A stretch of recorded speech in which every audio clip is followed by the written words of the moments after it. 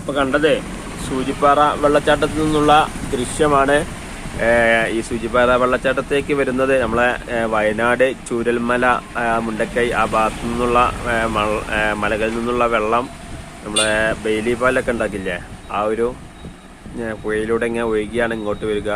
അപ്പോൾ വയനാട് ഏരിയയിൽ ശക്തമായ മഴയിൽ മലമേഖലയിലൊക്കെ മഴ പെയ്ത് വെള്ളമായിരിക്കാം, എല്ലാം പാടെ കുത്തൊലിച്ച് വരികയായിരിക്കാം എന്ന് പ്രതീക്ഷിക്കുക. ഉരുൾപൊട്ടൽ ഉണ്ടായിട്ടുണ്ടോ എന്നും അറിയില്ല. എന്തായാലും മണ്ണ് ഇടിഞ്ഞ ഏരിയകളാണല്ലോ, അപ്പോൾ ചിലപ്പോൾ ഈ കുത്തിലിച്ച് വരുമ്പോൾ മണ്ണൊക്കെ കലങ്ങി വരുന്നതായിരിക്കും. എന്തായാലും നമുക്ക് പ്രതീക്ഷിച്ച് കാത്തിരുന്ന് നോക്കാം.